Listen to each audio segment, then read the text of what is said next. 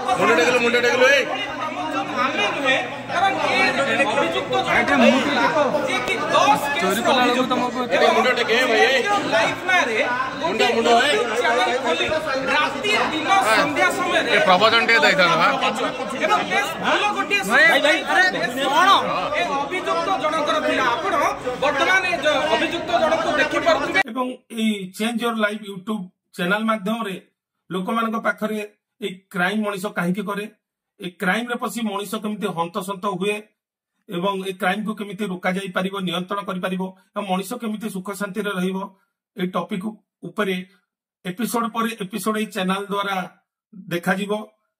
आज हम एक विशेष टॉपिक ऊपर आलोचना रखिबा जहा कि समाज रे क्राइम दिन को दिन बढ़िबार कारण एवं तार किपरि निराकरण करा जाई परिबो। जदि एहा सुनी क्राइम दुनिया रे पाद देउथवा व्यक्ति विशेष को ऊपर प्रभाव पड़िबो ताहले मु विशेष भाव रे उपकृत हेबी। मनीष जन्म हनपा मात्र के अपराधी न थाए विभिन्न कारण सकाशे मनीष विभिन्न प्रकार अपराध रे लिप्त रही थाए। केतक व्यक्ति वंशानुक्रमिक भाव रे अपराध करि थाए केतक परिस्थिति रे चाप रे पड़ी अपराध करि थांती एवं केतक निजर प्रवृत्ति कामना वासना क्रोध मोह द्वारा परिचालित होई विभिन्न अपराध करि थांती।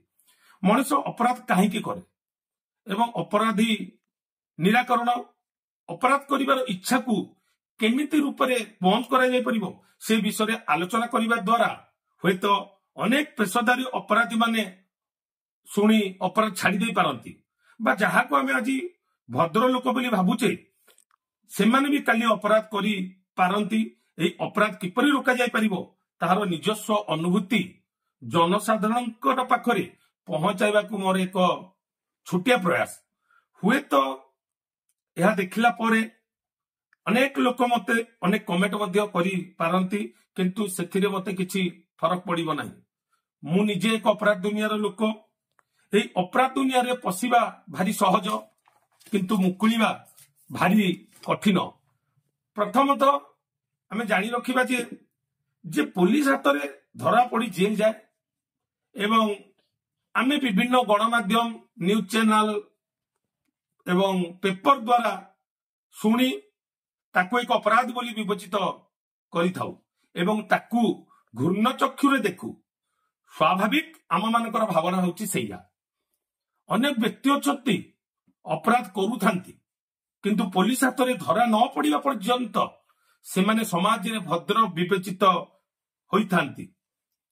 सरकार एवं आमर समाज सब बेले चाहूची जे अपराध मात्रा कमु एवं समाज रे समस्त शांति स्वस्ति जीवन यापन करंतु एवं सरकार सेति पई आम संविधान अनुसार केमिति अपराध मात्रा कमिबो सेति पई सब बेले चेष्टित एवं एथि पई कठोर दंडर व्यवस्था न्यायपालिक द्वारा करा जाउची।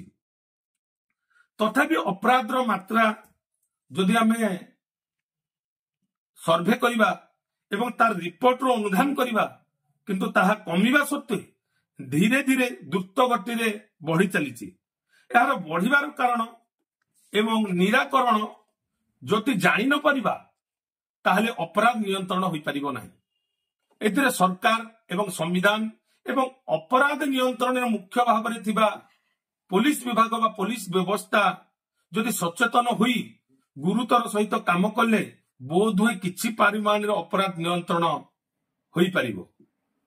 प्रत्येक अपराधी अपराध करिबा पूर्वरु जानि थाए जे मु जहा करूची ताहा अपराध अटे बा पाप अटे एवं एथिपाई संविधान रे कठोर कठोर दंडर व्यवस्था रहिछि तथापि मध्य से अपराध करिबा पई इच्छा प्रकाश करिताय।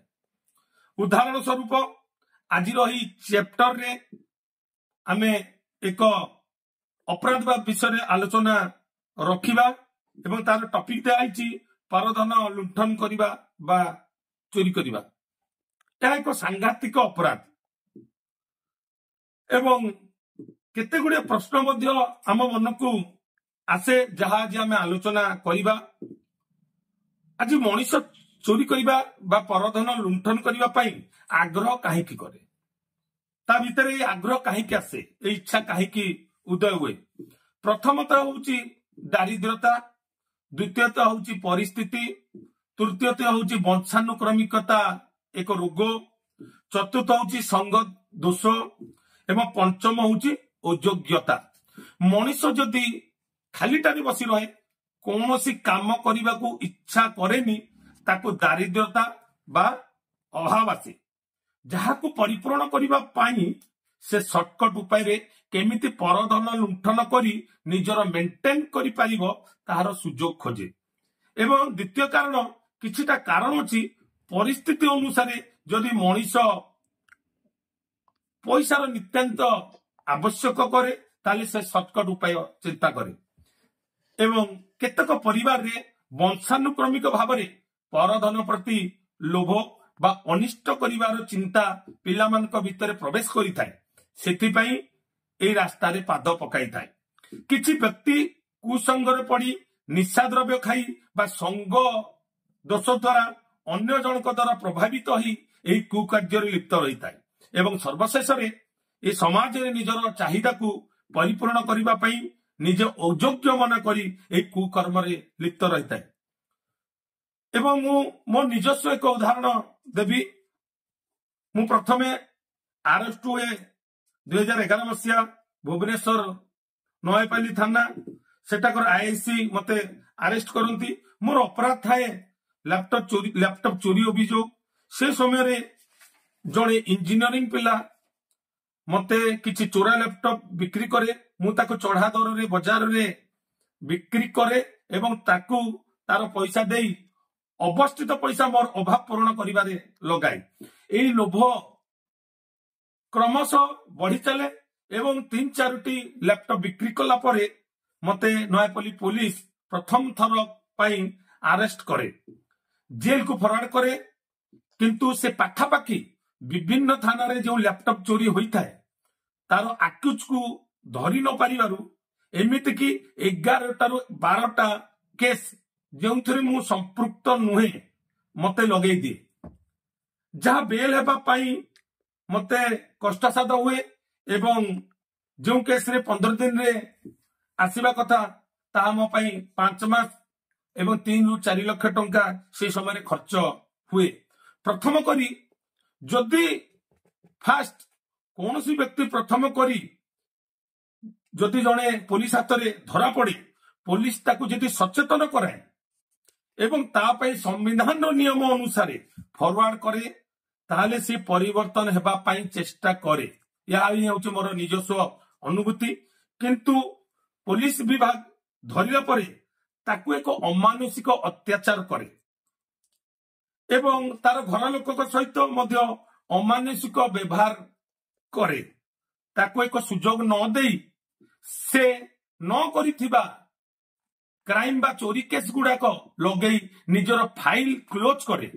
पिलाटी जेल बाहर परे परिवार लोकंक गाली गुलज समाज टाही टुपरा एवं इते गुड़िए केस रो डेट मेंटेन करिबा पाई वकील मानकर पाउना देई एवं कोर्ट धाई धाई मानसिक भाव में क्राइम रे पुनर्बार जोग देवा पाई मानसिक भित्तिभूमि सृष्टि करि थाए बा प्रस्तुत करि थाए। मोर कहिबार कथा क्राइम केमिति रोका जाई परिबो, क्राइम बुद्धि मूलरू केमिति व्यक्ति मध्यरु समूले उत्पाटन करा जाई परिबो प्रथम चैप्टर एठारे रखा जाई। द्वितीय चैप्टर रे परवर्ती एपिसोड रे आलोचना करा जिवो। आगकू एही विषय वस्तु मु भाबे समाज रे एक कल्याणकर पदक्षेप नेब, मु भाबे समाज रे एक कल्याणकर पदक्षेप नेब। मोर हुए तो यही वार्ता द्वारा मु आहुरी बदनाम होई पारे, सेथिपाई मोर तिले हेले भय नाही। जदि किछि लोक यह देखी सचेतन होई परिबे ताले मु निश्चित रूपे एही प्रयास रे मु उपकृत हेबी। कारण आज सरकार का व्यवस्था एक क्रिमिनाल को परिवर्तन करबा पाई बहुत प्रकार व्यवस्था रखा जायछि।